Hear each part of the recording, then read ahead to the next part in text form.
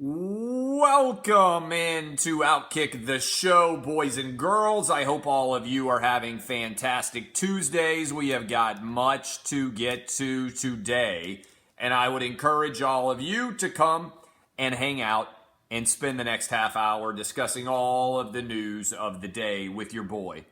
That's me. My name is Clay Travis. This is Outkick the show presented by my friends, as always, at sportsbookreview.com. You want to get the best possible data, the best possible gambling news as you get ready for the Masters. Spring is here. Spring has sprung. Everybody out there chasing that elusive spring weather. I think it's going to be like 80 degrees in Nashville today, and it's going to go down to like 38 tonight. I got no idea what's going on in the world. We're dropping 40 degrees.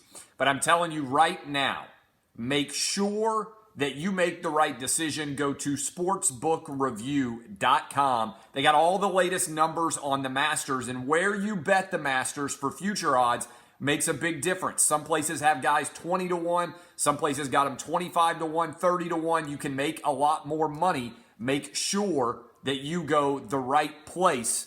And if you do, you'll be glad that you did. Go to sportsbookreview.com. Yesterday, I let drop news which only you guys have heard so far. I haven't written about it. I haven't tweeted about it. We're going to have an Outkick weekend in Vegas in August. And one of the things that we're going to do is if you close your mortgage, this is my plan.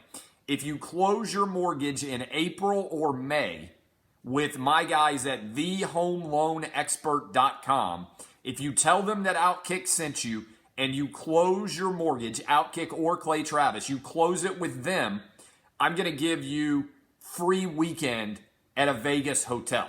That's a pretty awesome deal. You still have to get out there. Maybe you drive, depending on where you live, or you have to fly out there. But this is a cool concept that we've got. If you go to thehomeloanexpert.com and you close a refi, brand new mortgage, buy a home, whatever you do in April or May, I will get you a free weekend at a hotel where we will be doing our live Outkick weekend.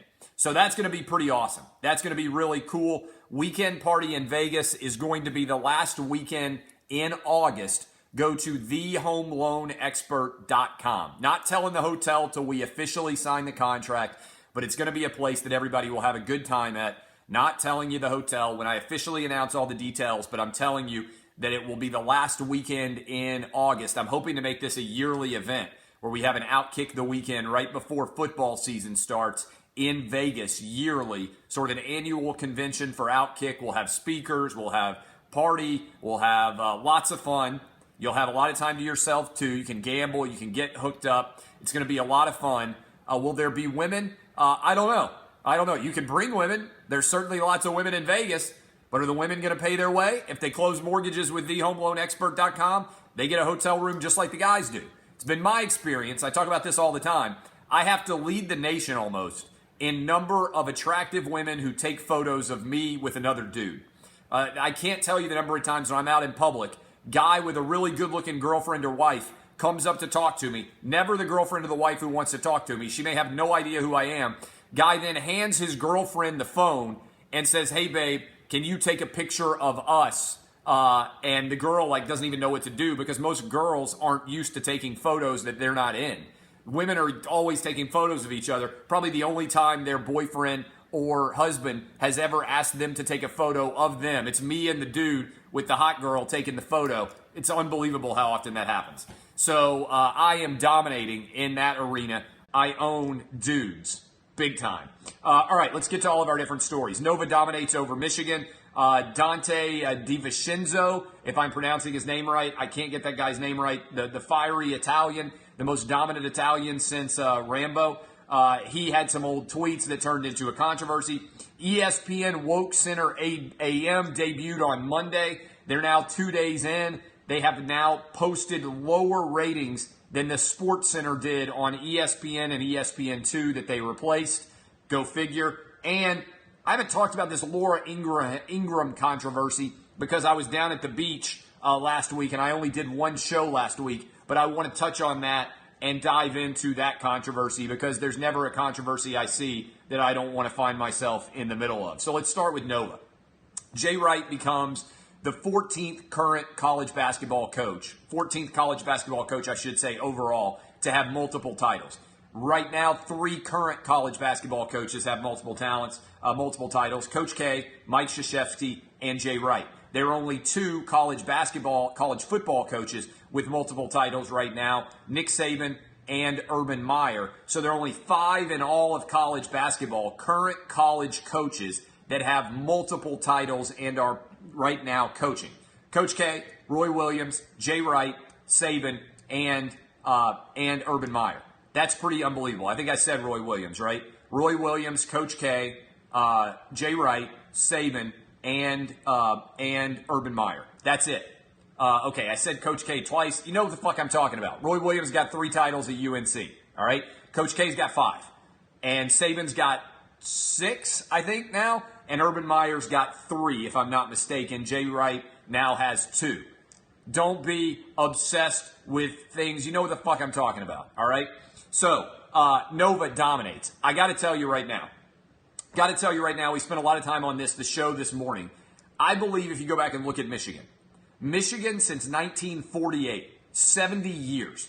Do you know how many consensus national titles without anybody else claiming them, Michigan has since 1948?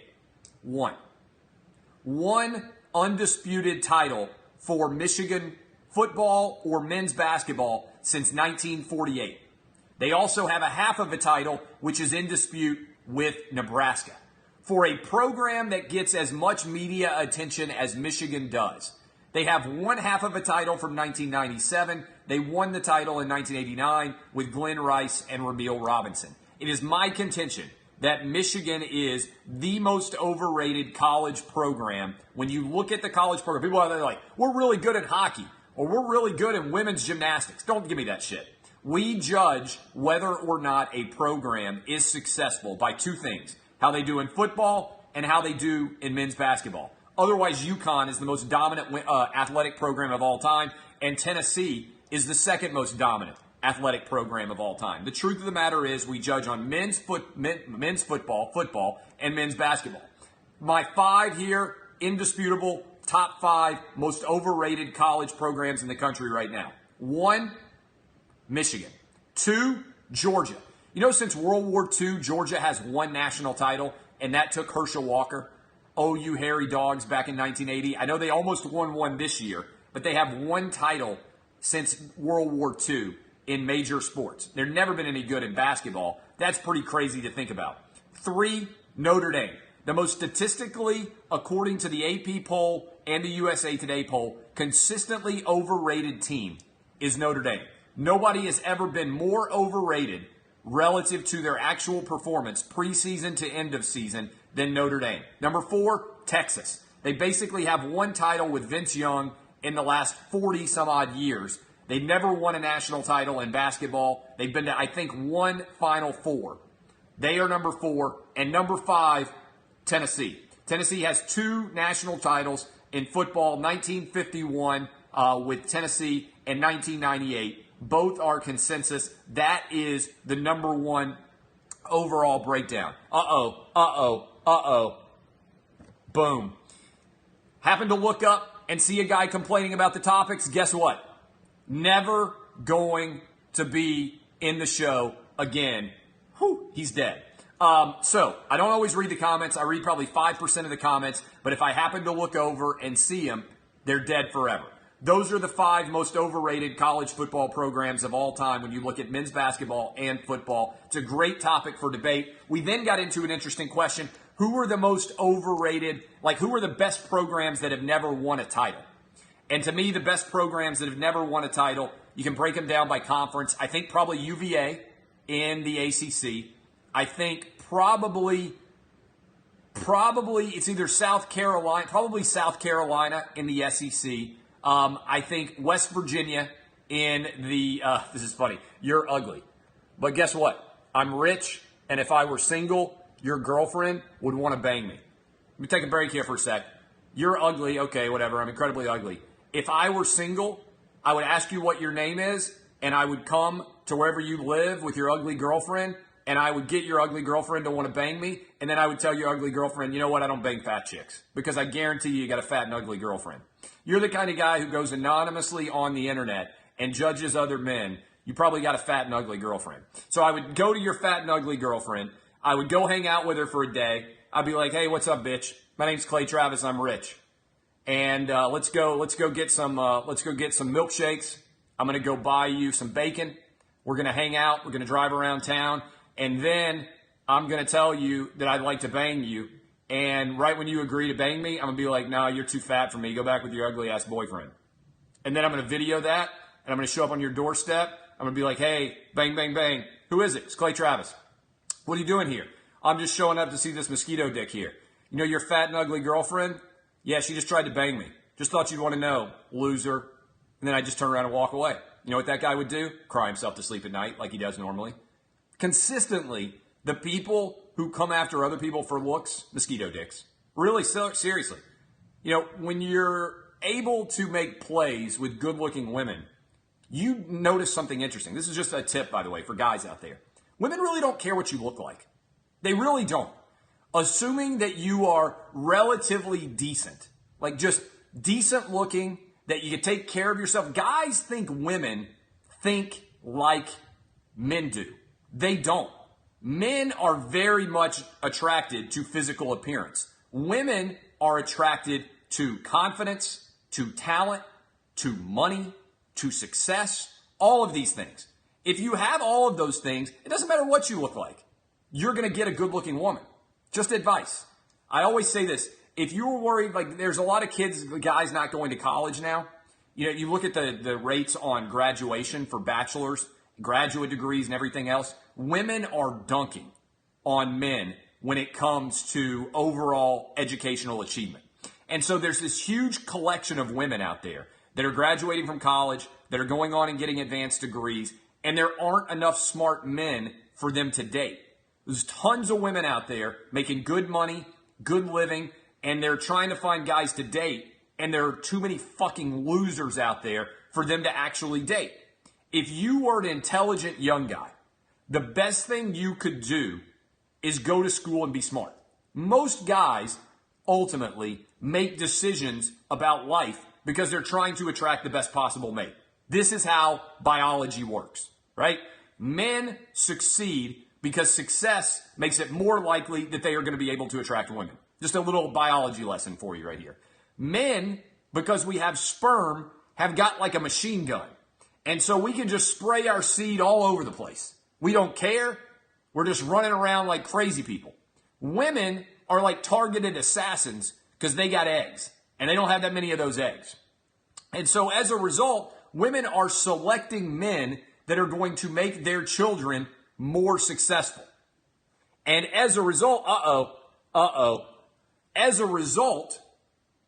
result, men, if you attain success, attain massive amounts of opportunity for women. You know what doesn't matter that much? Looks. The guys who are obsessed with looks, I said this yesterday on the show, I'm going to reiterate it again. If you're worried about how ripped you are in the gym, you should be working on making fucking money instead of lifting weights if you're trying to get women. The hedge fund dude with his big helicopter dick is going to be a lot more successful picking up women than you are with your toned bicep. It ain't hard to find guys who are in good shape when they're in their 20s and 30s. You know what's rare? Millions. You know what ain't rare? Abs. I'm just telling you right here and there. Now, if you can have millions and have abs, that's a killer combo. But by and large, if you have to choose between millions or abs, go after the millions. Just advice, think like a helicopter dick, not like a mosquito dick. Helicopter dick thinking, trying to become a millionaire or billionaire. Mosquito dick thinking, standing in front of the gym for 2 hours every night, pumping out reps so you can go pick up girls. Trust me on this. It's more impressive to have the millions than it is to have the abs. All right, this is just the truth. Bench 225 and make millions like me, you're fucking unstoppable. When my wife decides that she's going to leave me, there's going to be no stopping me. Or if she dies, man, I'm going to be on absolute fire. I'm not ever going to get divorced. I'm not going to leave her. I'm sticking. All right, so West Virginia. West Virginia in the Big 12. And that kind of runs through my list of teams that I think are going to be in the mix that have not won a championship that are the best of that. All right. Nova. This Nova win turned into an examination of Donte DiVincenzo's tweets. And I actually think this is a really instructive lesson in the way that modern media works. First of all, DiVincenzo has had a Twitter account since he was like 12 years old. And there are probably a lot of you right now who will watch or listen to this that are similar. I did not get my Twitter account until I was in the neighborhood of like 27 years old, 28 years old. I was a fully grown adult. I got my Twitter account, I think, in 2009 to promote my second book on Rocky Top. And so I was cognizant of the fact that everything I sent out was going to ultimately be looked at and checked out. But if Twitter had existed when I was 12, I probably would have tweeted different things than I would have tweeted when I started tweeting at the age of 27, 28. So the Michael Jordan of Delaware, this DiVincenzo kid, to me, this is an example of the sports media failing. I'm going to get to the awful ratings for this new ESPN morning show here in a minute, but this is an example of sports media failure. Somebody, and I don't know who does this, I don't know how much of a mosquito dick motherfucker you have to be to decide that you're going to go back and search through a 14-year-old's Twitter history to see if he ever tweeted something that triggers you. Can you imagine being that big of a loser that you're like, oh, this 21-year-old just won for Villanova. I wonder if he said something inappropriate when he was in 8th grade. I wonder what that motherfucker was tweeting when he was in 9th grade. I mean, this is a sick loser way of thinking. And anybody who does this, I think, should be beaten to a bloody pulp with, like, just a glove. Like a glove. Like, remember back in the old days when you used to duel? I think we identified this anonymous loser. I think we strap him in, like to the stocks. And then I think DiVincenzo, if he wants to, should get a silk glove. And he should be able to stand right in front of that guy, because I guarantee you it's a guy. And I think he should be able to smack him in the face with that glove as many times as he wants to for being such a pussy. And if he doesn't want to do it at all, he can walk up and he can pump fake. Remember happened to Kobe Bryant when Matt Barnes thought he was going to try to pretend like he was going to throw it in his face. He can pump fake and see if the guy flinches or not and then judge his masculinity based on that. Kobe didn't flinch. I'm telling you right now, put him in the stocks, let DiVincenzo walk up with a silk glove, and if he wants to, he can smack that guy in the face with the silk glove as many times as he wants. Because it is not a story that major mainstream media outlets should cover that a 21-year-old who's now 21, back when he was 14 years old, tweeted the lyrics to a fucking Meek Mill song. Rap. I wrote about this with the Virginia Tech story. I'm going to talk about it maybe tomorrow morning on the show again. We are in a strange place as a society when we have decided that there are specific speech rules that exist for people based on their race. Do you know what that is called? Racism. If all of the human vocabulary is not available to all humans, regardless of our background, then that is called racism. And I'm telling you this right now. I'm writing it in my book. There is a battle right now between two different types of people. Okay? There are the people out there, and I'm going to talk about this some tomorrow on the 50th anniversary of the MLK assassination on my show. There are people out there who believe that cultural appropriation is a real thing. And that if you are white and you want to sing along to the rap lyrics of a black person, you're not allowed to do that. There are people out there that believe if you are not Asian, you can't dress in a certain way. All right? I fundamentally reject that idea. I believe in the melting pot. You remember the idea of the melting pot, right? That America would bring in all different sorts of people from different races, ethnicities, religions, and we would all throw it into one big pot, and then we would go out and find the best possible outcomes as a result. Because otherwise, I could sit around and say, guess what? You know who invented the internet? White people. Black people, you can't use it. Asian people, you can't use it. Hispanic people, you can't use it. Or I could be like, hey, You know who invented coffee? It appears that it originated in Ethiopia. So nobody can go to Starbucks except for black people. That would be ludicrous, right? Or the Greeks and the Romans could say, hey, wait a minute, America. We invented democracy. You can't take our democracy into this new world and create your own version of history. All of that would be a form of cultural appropriation. Coffee has been appropriated. Democracy has been culturally appropriated. Rap music has been culturally appropriated. What capitalism does is culturally appropriate the best things from all cultures and sell it to as many people as possible. Salsa is culturally appropriated. We were like, you know what? Salsa's good. There used to be, when I was a kid, do you know what the most popular condiment in America was? Ketchup. Do you know what the most popular condiment in America is now? Salsa. Such that I tell my wife, I don't care what else you buy at the grocery store. If there is a moment in time in this house where we do not have salsa, you have failed in your grocery shopping. My belief is the fridge should always have salsa because salsa is so good. Everything is culturally appropriated in this country. That's why capitalism works. It's the very foundation and basis of our country. So if you are out there arguing that a 14-year-old white kid is racist because he is taking one of the lyrics from his favorite songs and tweeting it because it has a basketball connotation and this guy is probably playing basketball all the time, you, my friend, are a fucking idiot. And this is what I'm going to talk about tomorrow. I'll give you a preview of this right here. I want you to think about this for a minute. 50 years ago, Martin Luther King was shot. 49 days and 364 days. Almost exactly 50 years ago. If you go back in time and you read about the civil rights era, what the civil rights marchers sought was integration. They wanted to be included in the larger American universe and marketplace of ideas. They wanted to be able to vote. And if you could not vote, then your voice did not matter and the American democracy was failed. If you could go back in time to Selma in 1968 or to Memphis in 1968 on this exact day 50 years ago, and you got to talk to Martin Luther King, and you told him, Dr. King, I am from the future. 50 years into the future, we're going to elect a black man president in 2008 and re-elect him in 2012. But we haven't beaten racism yet.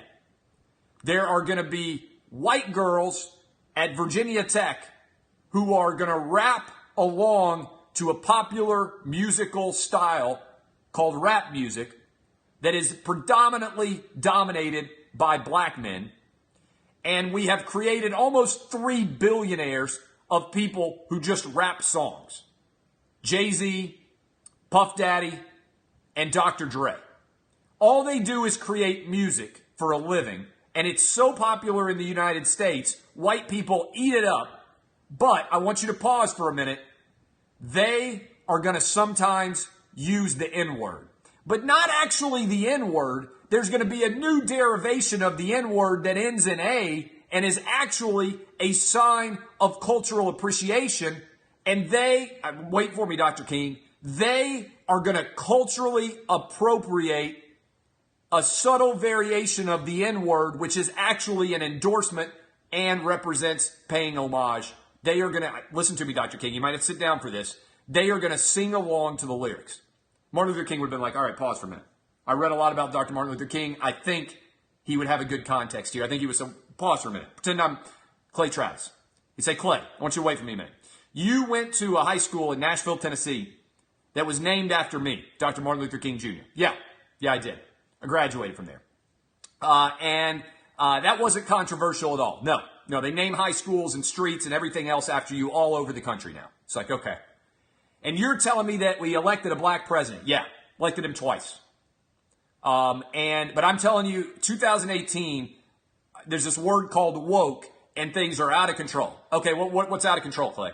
Well, again, these southern white girls who go to Virginia Tech and play lacrosse, they were singing along to a rap song, and they used the N-word that ends in A.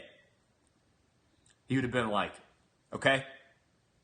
And, well, that's really racist. And the NAACP in Virginia is demanding an apology and demanding that those girls be suspended. Martin Luther King would have said, wait a minute. You're telling me that black America is going to be so integrated into white America and Asian America and Hispanic America and everything else that the content of our character is more important than the color of our skin. Yeah. And that the quality of our work dictates whether or not that is going to be insanely popular, such that 3 young black men can almost become billionaires by pursuing this musical style. Yeah, that's true. And you're telling me they're going to sell millions of records all over the country, and they're going to be so popular and so beloved that white girls in Virginia are going to pay homage to them by singing along to their lyrics. Yeah, that's what I'm telling you, Dr. King. And he's saying, and you're telling me the NAACP is opposed to this. Yeah, that's what I'm telling you. If he were being thoughtful, like I'm being thoughtful right now, and thinking about the future, he would immediately say, wait a minute. If I went out to preach tonight, the people who would make the argument that they don't want white girls to sing black music would be who? The white racists opposing the civil rights protest. And the people who would be in favor in 1968 of white girls singing black music and hope in their fondest dreams that it might one day be so societally acceptable that an entire bus full of white girls would sing along to black music would be the civil rights protesters. Yet we have ended up in a circular universe where now the NAACP, which existed for Martin Luther King to be able to get the civil rights protesters the right to vote, is now arguing the same separation of races rhetoric that white racists were arguing in 1968. The world is a circle.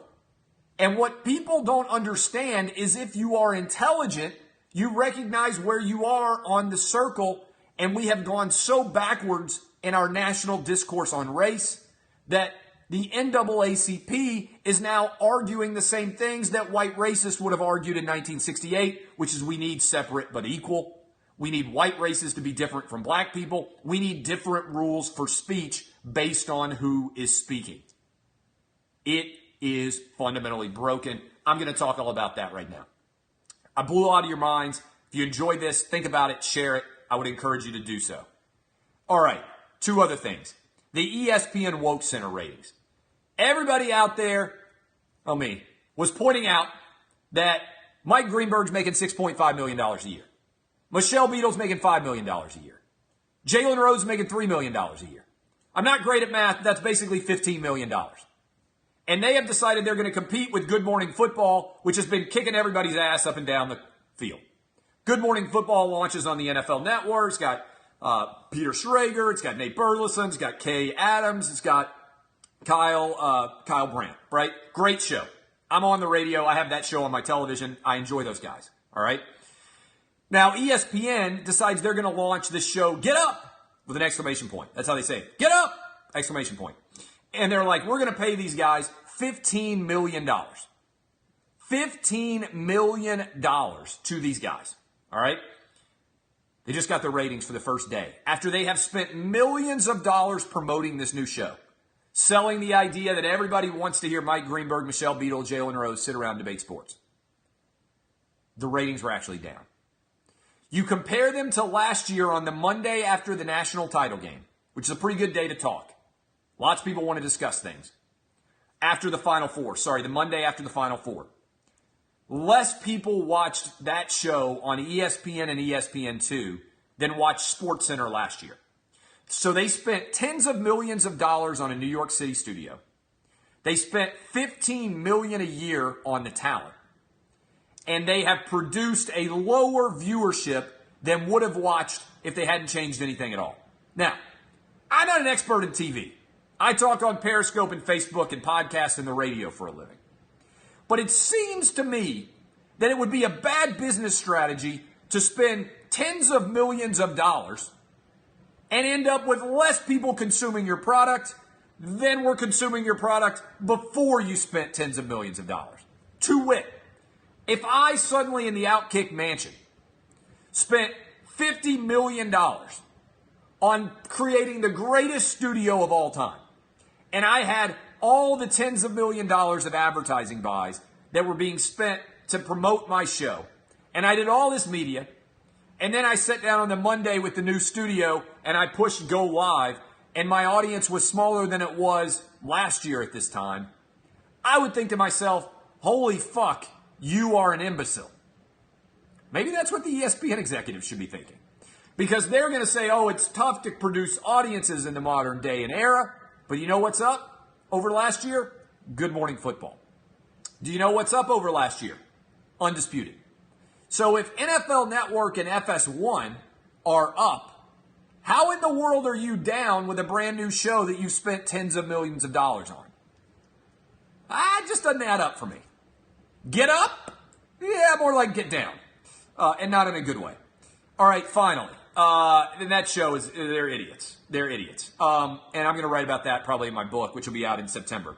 Let me tell you this. This Laura Ingraham controversy. I haven't talked about it at all because it happened last week and I was down in spring break with the kids. I want to talk about this angle, which I've heard nobody else talking about. Maybe other people are talking about this, but I want to start with this angle. Why are all these Parkland kids called school shooting survivors? I think that's a really big deal. That I understand immediately in the aftermath of the shooting why you would identify them as school shooting survivors. But 99.95% of the students survived the school shooting. 13 kids were killed. It's awful. I wish that nobody ever got shot, right? Nobody hates death more than I do. But if you were in a school bus crash and there were 30 kids on your school bus and one of them died, would you call yourself a school bus survivor? That would seem like a weird thing to say, right? Yet the percentage of students who would have died in a school bus crash if 1 out of 30 died would be a lot higher than the percentage who died in this school shooting. So I am curious in general, why has this term actually continued to exist? There's another great point. If your house burned down, as somebody just said, if your house burned down, would you call yourself a house burning down survivor and expect that your opinion on house burnings should carry a lot of weight? I think this is the point. If you want to say that you are a student at a high school, that is fine. But the idea that you are a survivor of a school shooting gives you a moral legitimacy that makes it harder to combat your opinions. This is a strange example of the media failing. These guys happen to go to a school where people got killed. They can have whatever opinion they want in the grand scheme of things about school shootings or the Second Amendment, not saying it at all. But I've never heard anybody refer to themselves as a car wreck survivor. I've never heard of anybody describing themselves as a plane crash, because almost everybody dies on a plane crash. But the percentage of people who died in this shooting was tiny. Most of the time, the term survivor denotes a minority that survived as opposed to a substantial majority, which is why the school bus is a good analogy for me. If 30 people are on a school bus, the school bus gets into an accident and one person dies, do you call yourself a school bus crash survivor? Probably not. Okay? So, I go to this point. I think it was dumb of Laura Ingraham to feud with this random kid who I don't even know who he is. And she's feuding down, and I typically try to feud up. But her argument against the school shooter, against the kids from the school should be valid. Once you step into the political arena, I think the rules that apply for political debate should be the same for everybody. For Marco Rubio, for the students at the high school, for LeBron James. If you want to talk politics, you have to be willing to get thrown in the muck and get bloodied up. That's how the marketplace of ideas works. I am troubled by this idea. Continue to be troubled by this idea of people not liking what somebody says and deciding to go after advertisers. I've got great advertisers. I love my advertisers. But this is why from the first day that I started Outkick, my goal has been to make Outkick a profitable business regardless of whether I have a single advertising dollar associated with it. That's why we're doing the VIP. That's why we're selling gear. That's why we are going to have an annual event in Vegas, because I want to turn non-advertiser supported content into a multi-million-dollar business as well. Because then, if people ever decide that what I have said is unacceptable in the national discourse, then if they come after advertisers and they say you can never support what Clay Travis says again, all this stuff, if they try to do that, I'll just say, fine, I don't need advertisers. And I will just roll out and continue to dominate with my multi-million-dollar business. Now, I don't know if that'll ever happen. I think I've created a space for myself where I think even people who dislike me, when they listen to my arguments, they say, oh, there's kind of logic behind that. But that's my biggest issue with this whole story. I don't think Laura Ingraham should have feuded with this kid because all she did was raise his profile. I think it's feuding down for her. But I don't think what she said about his political arguments was that bad. And saying, that about the schools and stuff like that, not smart, but he's in the political arena. When you're in the political arena, people say all sorts of crappy stuff about you. Go read my Twitter mentions.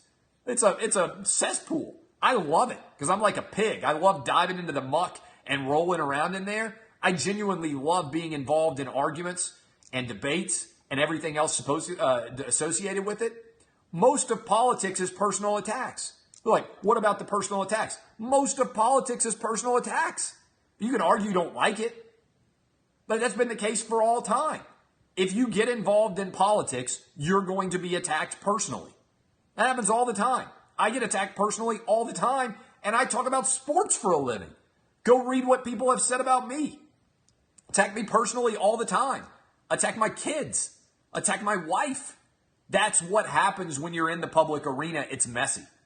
And that is the truth. And so if you want to step into the public arena, the rules should be the same for everybody in the arena. The rules should be the same for Marco Rubio and Donald Trump as they are for everybody else. And I think that's the case here. I think that one big story here is these guys have a moral authority because they have been branded school shooting survivors, when the reality is 99.965% of them survived. I wish nobody ever got shot at school. I really do. But the idea that you are something other than just a high school kid with an opinion, which is fine. You're welcome to be involved in the marketplace of ideas, but they were branded as school shooting survivors, which means that if you disagree with them, you're an awful human being. I think that's a failure of our media. All right. I am Clay Travis. I appreciate all of you. The other lesson is never apologize. I've never apologized for anything. I don't plan on ever apologizing for anything. If I say it, I mean it. If I write it, I mean it. So far, I haven't ever apologized for anything I've done in 15 years. I don't anticipate ever apologizing. The moment that you apologize shows weakness. When people come after me, I go after them harder. That's the way to win. Love all of you guys. Thanks for hanging. Share the show if you enjoy it. My name is Clay Travis. This has been Outkick, the show. Thanks for hanging with me on a great April day here in the good old United States of America. DBAP, boys and girls.